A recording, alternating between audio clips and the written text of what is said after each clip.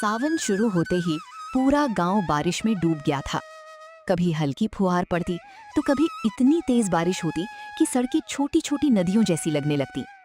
Bus stand पर यात्रियों की भीड़ रहती और लोग बारिश से बचने के लिए दुकानों की छत के नीचे खड़े हो जाते। वहीं सामने हरीराम की पुश्तैनी किराने की छोटी सी दुकान थी। कभी इस दुकान पर इतनी भीड़ रहती थी कि सामान रखने की जगह नहीं बचती थी। लेकिन गांव के बाहर सुपरमार्केट खुलने के बाद ग्राहक कम होते चले गए। अब पूरे दिन में मुश्किल से कुछ ही लोग आते थे। हरीराम अपने परिवार, पत्नी कमला, बड़े बेटे राजू, छोटे बेटे चिंटू और जमुना दादी के साथ रहते थे। घर में अपनापन तो था, लेकिन बढ़ते खर्चों ने सबकी चिंता बढ़ा दी थी। हरीराम चाहते थे कि राजू उनकी तरह दुकान संभाले, जबकि राजू का मानना था कि समय के साथ कुछ नया नहीं किया गया तो एक दिन ये पुश्तैनी दुकान भी बंद हो जाएगी। राजू, दुकानदारी में धैर्य चाहिए। हर दिन नया सोचने से कारोबार नहीं चलता। बाबूजी, मैं दुकान बंद करने की बात नहीं कर रहा। बस कुछ ऐसा करना चाहता हूँ जिससे आमदनी थोड़ी बढ़ जाए। तुम्हें हर बार नया काम ही क्यों सूझता है? पहले जो है उसे ठीक से संभालना सीखो। कारोबार सलाह देने से नहीं, सालों की मेहनत से चलता है। राजू चुपचाप बाबूजी की बात सुनता रहा। उसे पता था कि हरीराम की बात गलत नहीं थी, लेकिन उसे पूरा विश्वास था कि समय बदल चुका है और समय के साथ सोच भी बदलनी पड़ती है। उसी रात पूरा परिवार साथ बैठकर खाना खा रहा था, लेकिन घर में अजीब सी खामोशी छाई हुई थी। माहौल को हल्का करने के लिए जमुना दादी मुस्कुराते हुए बोली, अरे चिंटू, आज मास्टर दिनेश ने स्कूल में क्या पढ़ाया? दादी, आज मास्टर जी ने कहा मेहनत करने वाला इंसान कभी हारता नहीं है। चिंटू हंसते हंसते स्कूल की बातें करता रहा, लेकिन हरीराम और राजू दोनों अपने अपने ख्यालों में खोए हुए थे। खाना खत्म होने के बाद सब अपने कमरों में चले गए, पर राजू की आंखों में नींद नहीं थी। वो देर तक आंगन में बैठा बारिश की बूंदों को गिरते हुए देखता रहा। उसके मन में बार बार बस एक ही सवाल घूम रहा था, ऐसा क्या किया जाए जिससे घर की आमदनी भी बढ़े और बाबूजी का भरोसा भी ना टूटे। अगली सुबह कमला ने राजू को शहर से सामान लाने भेज दिया। खरीदारी करके लौटते समय अचानक आसमान में काले बादल छा गए और कुछ ही मिनटों में मूसलाधार बारिश शुरू हो गई। बारिश से बचने के लिए राजू एक पुराने ढाबे के सामने जाकर खड़ा हो गया। उसने देखा कि ढाबे के अंदर बैठने की भी जगह नहीं थी।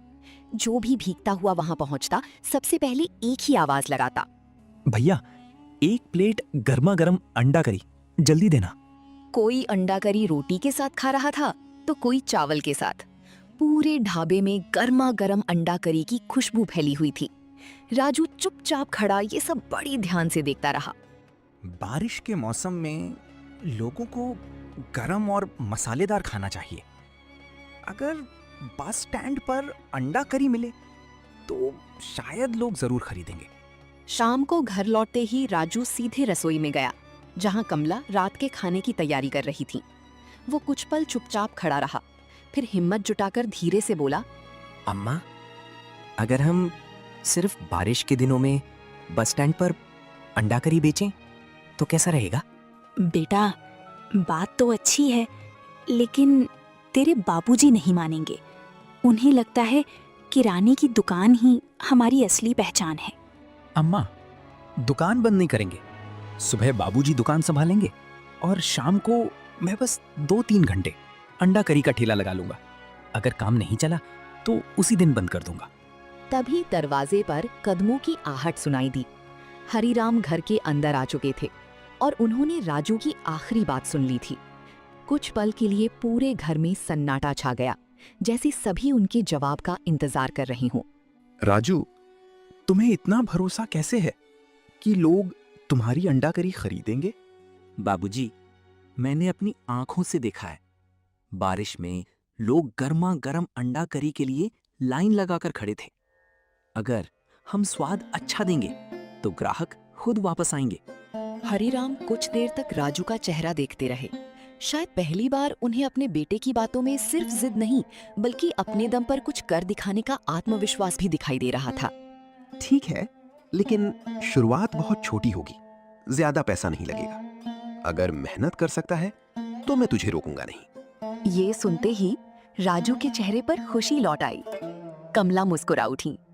और जमुना दादी ने हंसते हुए कहा, लगता है इस बरसात में हमारे घर भी कुछ अच्छा होने वाला है। अगले ही दिन सुबह से पूरे घर में अलग सी हलचल थी। कमला पूरे मन से अंडा करी की तैयारी कर रही थी। उन्होंने सिलबट्टे पर ताज़ा अदरक, लहसुन, गरीब की दो जादुई गायें। एक छोटे से गांव में रामू नाम का एक गरीब किसान रहता था। उसके पास बस दो गायें थीं, गौरी और चमकी। दोनों दिखने में बिल्कुल साधारण थीं, लेकिन उनके पास एक अनोखा जादू था। एक सुबह रामू उदास बैठा था। तभी गौरी ने अचानक कहा, मालिक चिंता मत करो। रामू चौंक कर बोला, अरे गाय बोल रही है। चमकी हंसते हुए बोली, हाँ, और हम सिर्फ बोलती ही नहीं, जादू भी करती हैं। दोनों गायों ने अपने खुर जमीन पर 3 बार पटके। देखते ही देखते सूखी जमीन पर हरी भरी घास उगाए। रामू खुशी से उछल पड़ा। अगले दिन लालची पड़ोसी भोलू ने ये सब देख लिया। उसने सोचा, अगर ये गाय मेरी हो जाएं, तो मैं रातों रात अमीर बन जाऊं। रात में भोलू चुपके से गायों को चुराने आया, लेकिन जैसे ही उसने रस्सी पकड़ी, दोनों गायों ने जादू कर दिया। अचानक भोलू के चारों ओर दर्जनों बकरियां दौड़ने लगीं। कोई उसकी धोती खींच रही थी, कोई टोपी लेकर भाग रही थी। भोलू चिल्लाया, बचाओ, ये कैसी मुसीबत है। रामू बाहर आया और हंसते हुए बोला, लालच का यही नतीजा होता है। भोलू ने हाथ जोड़कर माफी मांगी। गायों ने अपना जादू वापस ले लिया और सारी बकरियां गायब हो गईं। उस दिन के बाद भोलू ने कभी चोरी करने की नहीं सोची। रामू अपनी जादुई गायों के साथ खुशी खुशी रहने लगा। गांव के लोग भी उसकी मेहनत और ईमानदारी की तारीफ करने लगे। इस कहानी से हमें सीख मिलती है कि मेहनत और ईमानदारी सबसे बड़ा जादू है, जबकि लालच हमेशा मुसीबत लेकर आता है। और हाँ, अगर कभी कोई गाय आपसे बात करे, तो पहले घबराए मत, मुस्कुराए।